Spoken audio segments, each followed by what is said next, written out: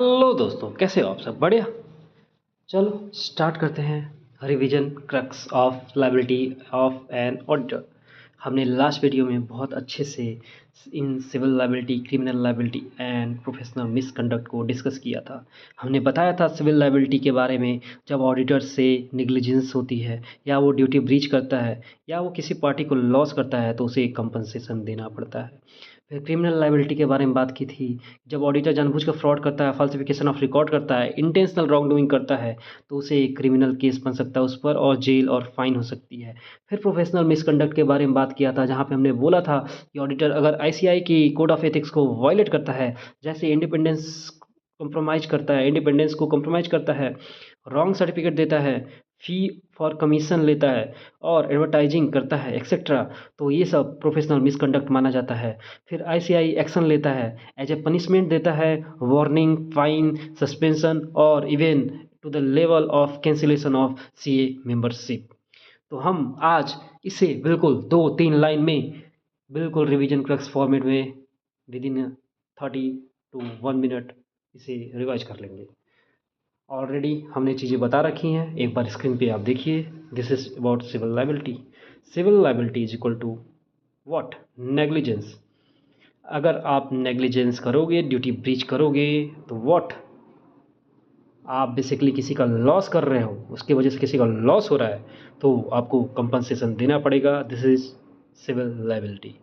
Criminal liability, अगर अगर auditor जानबूझकर कोई फ्रॉड करे, इंटेंशनली कुछ गलत करे, रॉन्ग डूइंग करे, गलत चीज़ें दे, समझ रहे हो, तो व्हाट? उसे एक क्राइम माना जाएगा और उसे जेल और फाइन इम्पोज किया जा सकता है इस पे, ऑडिटर पे। ठीक है, क्रिमिनल केस बन सकता है उसके लिए। फिर प्रोफेशनल मिसकंडक्ट पे आएंगे। अगर आईसीआई के कोड ऑफ एथिक्स को अगर प्रयोग करता है, रूल तोड़ता है ऑडिटर्स, देन आईसीआई एक्शन लेगा। सस्पेंशन पॉसिबल है, सीए मेंबरशिप को कैंसिल किया जा सकता है, या वार्निंग दिया जा सकता है, या फाइन दिया जा सकता है। This is about your what? Liability of an auditor. समझ रहे हो, ऑडिटर का काम बहुत बहुत बहुत रिस्पॉन्सिबल होता है, इसलिए अगर वो अपनी ड्यूटी को सही से परफॉर्म नहीं करता, गलत काम करता है या फ्रॉड में इन्वॉल्व होता है, तो उस पर इन 3 टाइप के सिविल मतलब बेसिकली लाइबिलिटीज़ लग सकती है। होप चीज़ें आपको थोड़ा और कंठस्थ हुआ होगा, और अच्छे से रिवाइज हुआ होगा, रिकॉल हुआ होगा, माइंड में घुसा होगा यार चीज़ें। यही तो कोशिश है मेरी।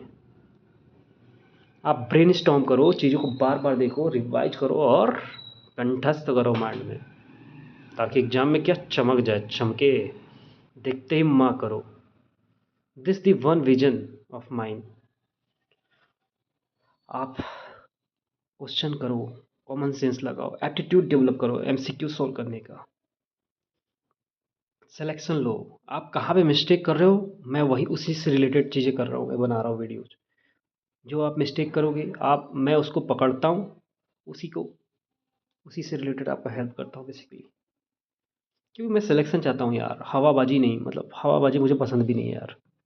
ऑलराइट, तो वीडियो अगर 1% भी, मतलब बिल्कुल, मतलब मैं कहूँगा कि 1% भी अगर फील आया हो, सही लगा हो, ठीक लगा हो, जेन्युइन लगा हो यार, कि हाँ यार कुछ काम की चीज़ें मिली, शायद बहुत इजीली चीज़ें समझ में आ गई, ज़्यादा इम्पेशेंट नहीं हुए और चीज़ों को आराम से सुन लिए, समझ लिए, वो मज़ा आया हो, तो प्लीज़ वीडियो को लाइक करो, शेयर करो और सब्सक्राइब तो ज़रूर करो, पक्का करो, ठीक है।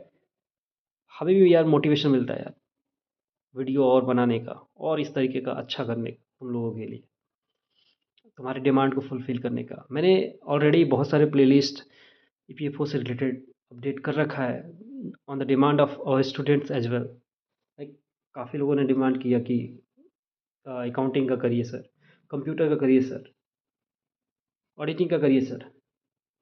अलग अलग लोगों ने अलग अलग चीज़ें डिमांड की, तो हमने वीडियोज अपलोड की। इवन जनरल साइंस का भी आया था डिमांड, तो सब वीडियो हमने अपलोड किया है। प्लीज़ उसे जाकर देखें और लुत्फ़ उठाएं, एंजॉय करें। इंटरटेनिंग फॉर्मेट में है सारे वीडियोज़, और बहुत बहुत कम टाइम में मतलब ख़त्म हो जाएगा यार।